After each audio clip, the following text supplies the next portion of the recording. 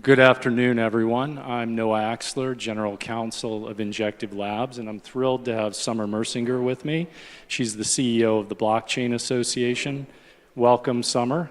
Thanks for having me, and good afternoon, everyone. Glad to see everyone here. Before we get into our conversation, I just want to touch on some highlights of your impressive career. Before joining the Blockchain Association, Summer served as a commissioner at the Commodity Futures Trading Commission, a position to which she was nominated by President Biden and confirmed unanimously by the Senate. Prior to her tenure at the CFTC, Summer held several senior positions in both the private and public sectors, including as Chief of Staff for U.S. Senator John Thune.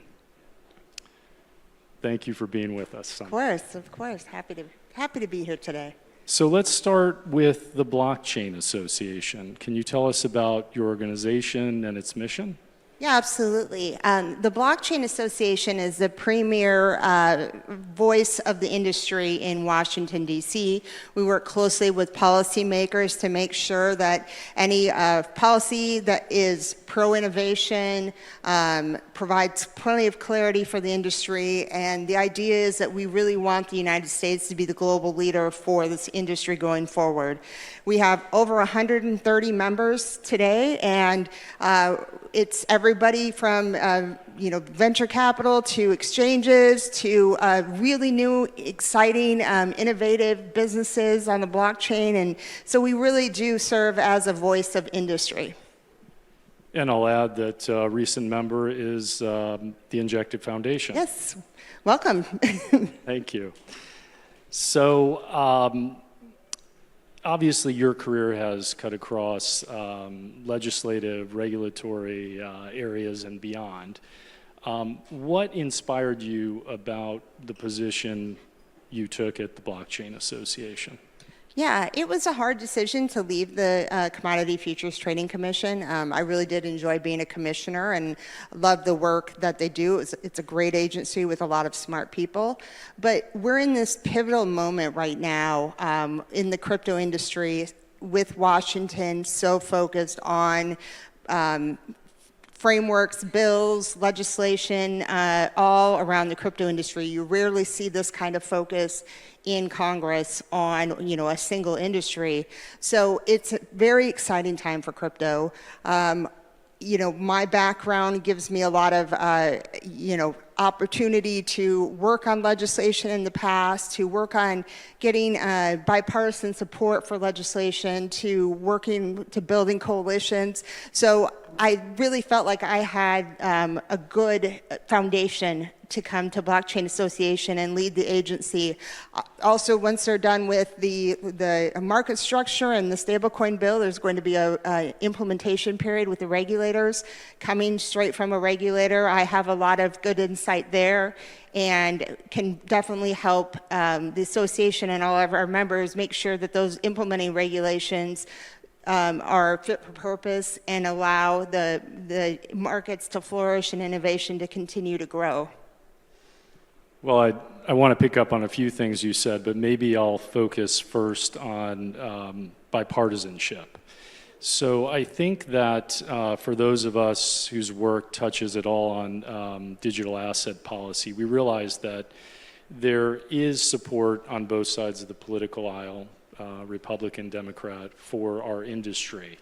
That may come as a surprise, I think, to others in our community. Why is it so important that crypto policy in the U.S. remain a bipartisan issue?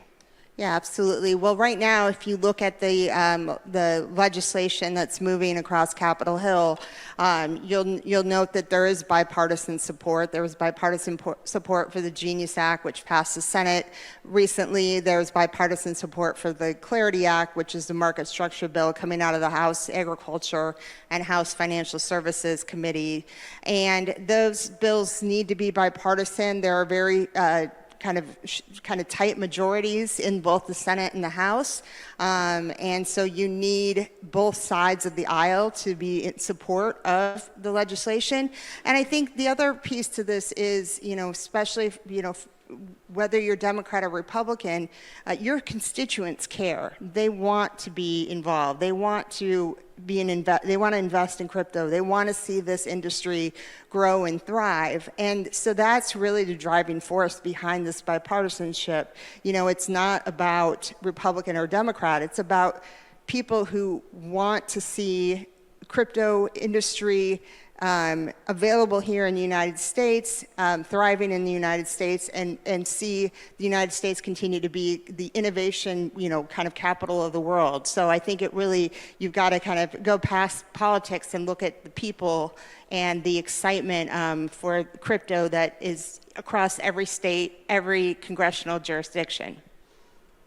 And I heard you say, and I agree, that we're at a pivotal moment in crypto policy in the U.S. And I think you've touched on some of the points that make it a pivotal time. But do you want to add anything else to, you know, where we are at this particular juncture and why the direction we take is pivotal? Yeah, absolutely. I think it starts with the fact that we have a pro-crypto administration, where before that wasn't necessarily the case. We have Congress that's pro-crypto on both sides of the aisle, and so we really do need to seize this moment of opportunity and use it to move forward with the framework that's necessary. And at the end of the day, you know, the idea is this framework needs to be in place. We need regulations around stablecoin, around crypto markets, because we want to see the activity, the trading, that being in the United States, but we also want to make sure there's safeguards for those who are in these markets, who want to invest, make sure there are disclosures and proper protections of customer funds. All that comes with having legislation move so that the regulators can implement these. So it is a critical time. We definitely don't want to, you know, waste this opportunity. You know, we don't know how long this window will be open, and so, you know, we have to move quickly and, you know, with some unity towards pushing forward with this policy. Well, let's maybe focus on one of the areas that's getting a lot of attention, stablecoins. Why is regulating stablecoins so important, and what's at stake if we don't get the regulatory framework right? Absolutely. I think for stablecoins, you know, one of the biggest issues is the issuers want to make sure that when they are offering these coins, when people are taking advantage of the stablecoin, that there's not some regulator in the federal government that's going to come in and say that's a security or that's some other offering where you are, you know, you should be regulated by this agency or another. They want the clarity so they can continue to do what they're doing in stablecoins, which at the end of the day, you know, they're backed by U.S. dollars, and that is so important for the United States, for national security, to make sure that the stablecoins across the globe still have that U.S. dollar backing. If there's not regulatory clarity, if the issuers feel like they need to go offshore and look other places for that kind of welcoming regulatory environment, it's very likely that they may look at other currencies to peg the stablecoin. And, you know, that is a concern that I think has really motivated Congress to move forward. They also want to make sure, you know, with the Treasury holdings that are backing some of these stablecoins, we need more people in our Treasury markets, and we certainly want to make sure that stablecoins continue to also be backed by U.S. Treasuries. So there's a lot of reasons that it's important to have a regulatory framework in the United States so that stablecoins continue to be pegged to the U.S. dollar, owners of U.S. Treasuries, and that we don't run this opportunity offshore and see another currency come in and be the global standard for stablecoins. And you mentioned the Genius Act, which is a major piece of stablecoin legislation. It passed the Senate last week. If you can tell us, what do you think is ahead for Genius in the House and beyond? Yeah, it gets a little complicated because this gets into congressional procedure here. The House has their own bill called Stable. It has some differences from the Genius Act. If the House was inclined to do so, they could take the legislation passed by the Senate, the Genius Act, pass it out of the House of Representatives, and then that bill immediately goes to the president to be signed into law. Whether or not that happens, I think that's still a question that's out there. I believe there are some in the House of Representatives that would like to see a few changes to Genius. And they're looking at whether or not they can make those changes. That's a very delicate process because you don't want to lose the balance in the Senate. You don't want to lose any of those votes because it was a close vote in the Senate. So right now, the House is really spending a little bit of time figuring out if they can make changes, what those changes look like. If they were to make changes and bring that bill to the House floor, it then has to go back to the Senate, and they have to somehow find a way to change, bridge the differences between what the Senate passed and what the House passed. So it makes it a bit of a kind of ping pong back and forth. It makes it a little more complicated, but I still think with all that involved, they can get stablecoin legislation to the president's desk before August. Well, that's encouraging, and you anticipated my next question, which was, and I think it's a question many of us have asked ourselves each of the last probably 4 years, will we have stablecoin legislation passed this year? And it sounds like you think we will. Yeah, I really do think it's going to happen. You've got the president really pushing Congress to move forward.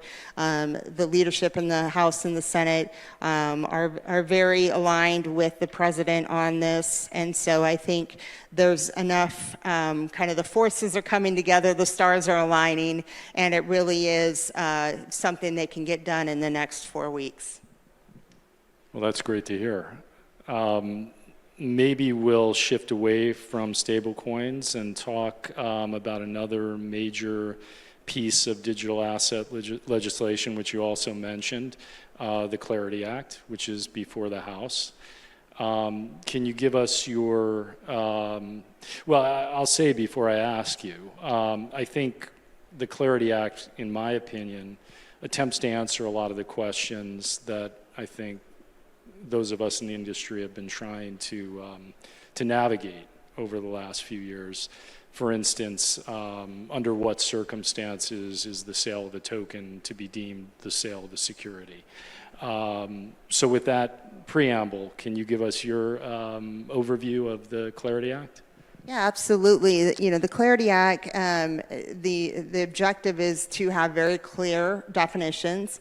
What is a digital commodity? When is an issuer subject to regulation? When, how do you register a market within the agency? The idea is that the CFTC will be the primary regulator. It makes a lot of sense because the agency already has a lot of involvement with digital asset markets, and most of these assets are commodities anyway. They're not securities. So it makes a lot of sense to have the CFTC be the primary regulator.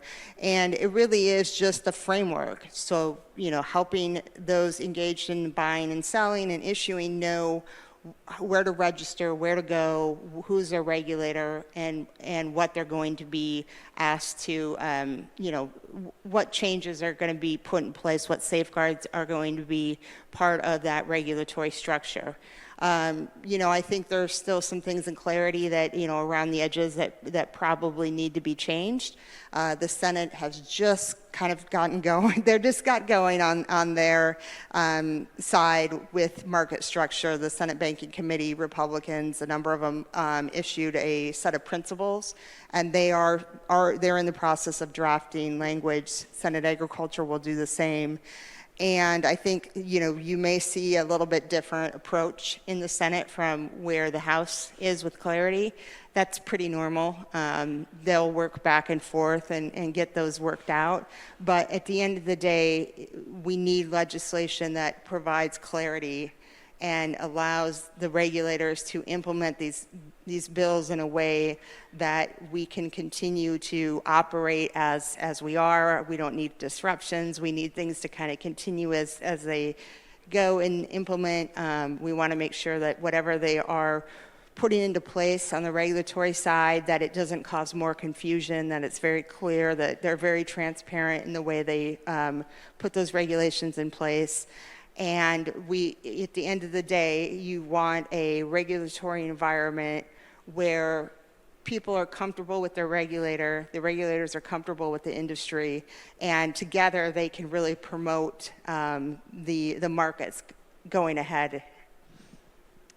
So I guess we shouldn't be surprised, but you think that the CFTC is the right choice to be the primary regulator of digital assets, it sounds like. Yeah, absolutely. And there's a number of reasons why. I start with what I said about the fact that most digital assets are commodities.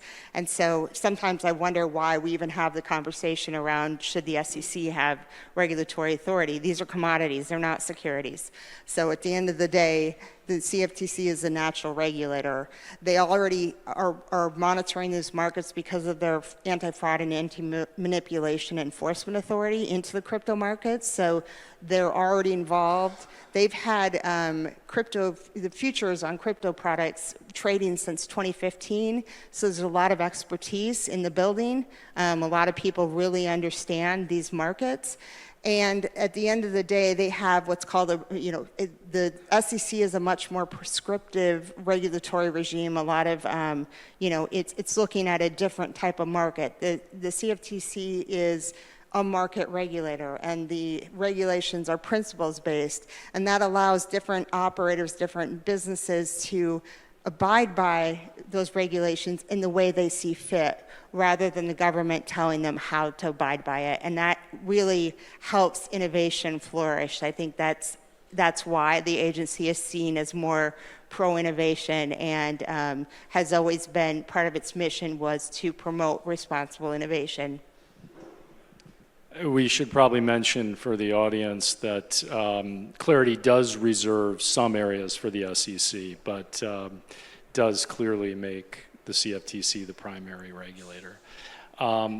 So staying with the CFTC, it's probably fair to say the CFTC is a little bit understaffed. They've not had a new chairperson appointed yet or nominated yet.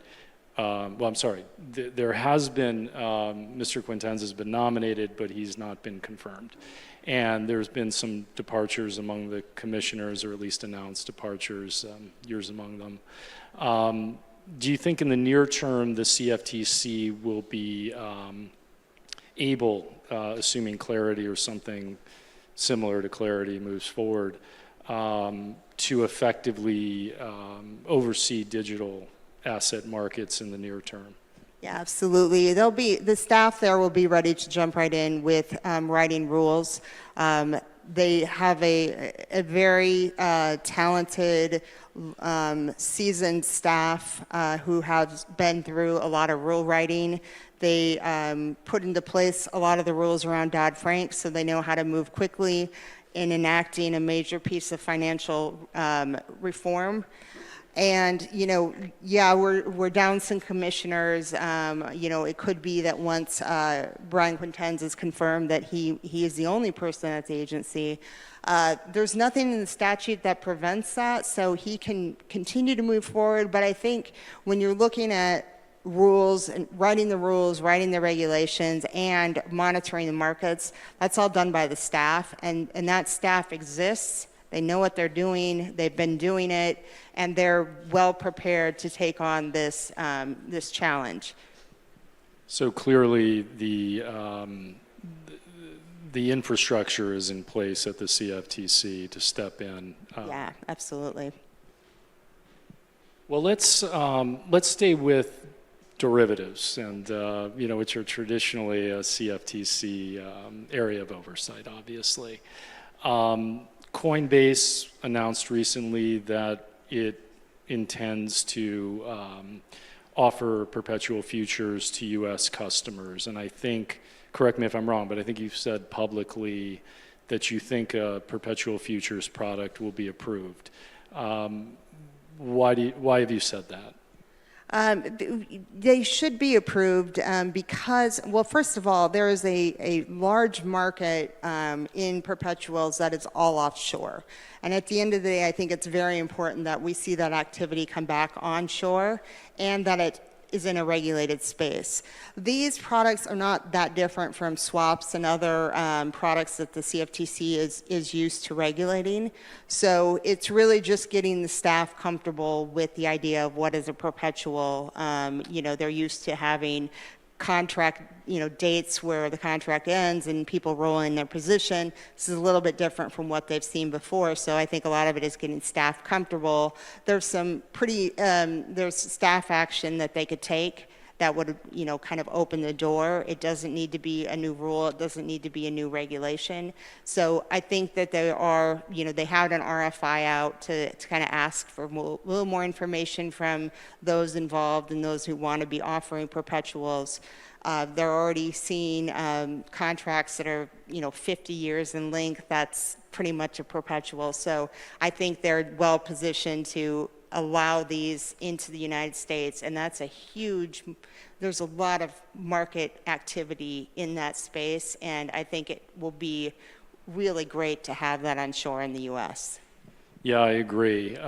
So it sounds like although perpetual futures are an innovative product in crypto, they're not so far outside of CFTC experience that they can't be addressed fairly efficiently. Right. Yeah, I think it does. It looks like products that they already know how to regulate, and the people who want to offer these are registered exchanges, so they already have the oversight of the agency. They are examining them.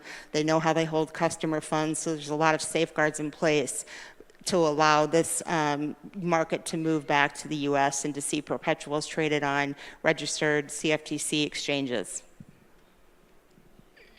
Is the same true to some extent about prediction markets and maybe specifically crypto prediction markets?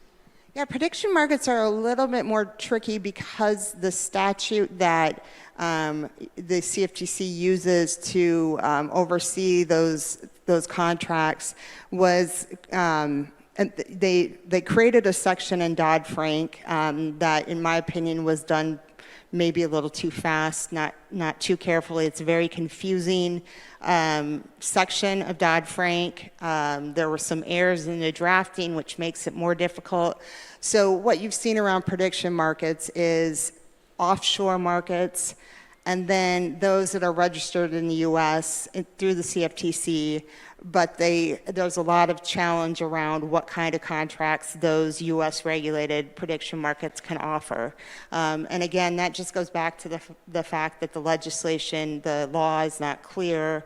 The agency, when they implemented the regulations, the regulation was incorrect, and they haven't been able to go back and fix that. So I think the status quo is going to kind of remain what we see now.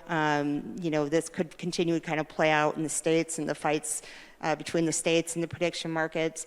But I think it's one of those things where until the law is changed or the agency is able to put in very clear rules, the prediction markets in the U.S. are going to continue to offer the products that they have been lately. And honestly, the offshore ones, there's nothing stopping them from going into the CFTC and registering. It's just a long process. And so I think for some, it's easier to continue operating offshore than to go through the registration process. But I do think we'll see more prediction markets coming online and more exchanges being registered with the CFTC to do prediction markets. Well, that's interesting and exciting. So we'll look forward to seeing that happen. Maybe we'll take a step back and just let me ask you generally, like for those in the audience who want to get more involved in crypto policy discussions and having some say in these crypto policy discussions, how can they go about it? Yeah, I always say it's better to tell your own story before somebody tells it for you, and usually in a way you don't want them telling it. So I always encourage anyone in the industry who wants to be, wants to have their voice heard, wants to offer their thoughts and their opinions on policy, to start with your members of Congress and senators. Go in and talk to them, meet with their staff. If you have a company, if you're building a company, tell them what you're doing. Tell them why the policy is important, why you exist. And sometimes I think just the education piece can be missing, and it is just kind of going in and explaining to the policymakers, here's what we do and here's why we're doing it. Certainly that can be done on the federal level, but it can also be done on the local and state levels. We've seen state governments take actions that have been not crypto friendly. So go in and talk to your state representative, your state senator, your governor. But I think the most important thing is take that step to go in and make that contact and get to know those individuals and their staff, and let them learn from you, because again, there's an education gap. We do the best we can at the Blockchain Association to try to be a resource. We're often up educating members, staff, about the technology, the importance of, having a pro-innovation regulatory structure. But it really is impactful when you're a constituent and you go in and you tell them about what you're doing and why it's important. It really does have a big impact on those members. So I always tell people, go out, make contact. A lot of you, if you have businesses, you are in the, that's your primary goal, and you're really watching to, you should be more concerned about your business in Washington, and that's where the Blockchain Association comes in. We do a lot of advocacy on behalf of our members. We spend a lot of time daily talking to congressional staff, to members, really trying to promote industry with regulators, administration. So we're here as a resource as well. So, again, as you're doing the most important thing, which is building businesses and, creating jobs, the Blockchain Association can also be the voice in Washington for what you are trying to do. Yeah, and I can say from recent personal experience with a day organized on the Hill by the Blockchain Association that in speaking to representatives and their staffers, they're very open to learning more, and we're happy to let us sort of serve as a resource for doing that. So I found that very gratifying and rewarding, and also encouraging for, where we are, and going back to the earlier point, the bipartisan sort of support for the industry. So very encouraging. So with respect to the Blockchain Association itself, who can join? How does one become a member? Can you tell us a little bit about that? Yeah, absolutely. Well, you have to be crypto native, blockchain native. So your business needs to involve the technology in some form. We don't have traditional financial players as members, because we want people who are native to the industry.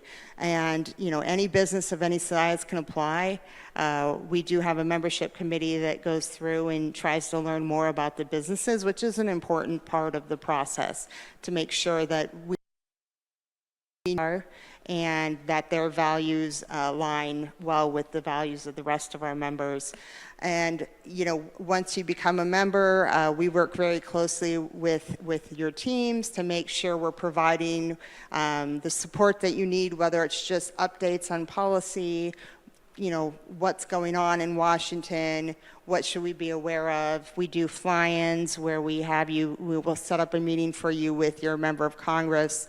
We hold summits where we bring in thought leaders throughout the federal government, administration, congressional members, and have them, speak and really provide kind of a more intimate setting where you can really get to know those individuals. So there's there's a lot that comes with membership, and I encourage anybody of any size to apply.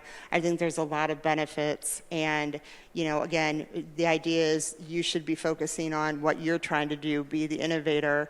We're here to be the voice in Washington for our members. Terrific. So I hope some in our audience today will be reaching out to blockchain associations soon. I heard it mentioned on a panel earlier today that, in the last 3 or 4 years, some members of the crypto community have been reluctant to sort of engage in policy discussions and interact and interface with agencies just because of the climate. Personally, I really feel that's changing. I think a lot of that energy is reflected in the Blockchain Association and increasing membership. So we thank you for all you're doing, and really thank you for being here today with us. Yeah, absolutely. No, whatever we can do to help the industry move forward, and we're not just a resource for our members. We also want to be a resource for the policymakers in Washington, and we see that every single day. Like I said, we're working with Congress every day, sometimes over the weekends, much to the staff's, they're very good. They will, any time they take calls, they take, emails, all hours, all days, but what's happening now in Washington is pivotal, it's exciting, and we need to see this legislation get to the finish line so we can have the regulatory framework in place, so there's some clarity, and so industry can feel welcome in Washington and continue to thrive in the U.S. Well, thank you for being here, Summer, and giving us a lot of reasons for optimism. Yeah. We appreciate it. No, thanks for having me.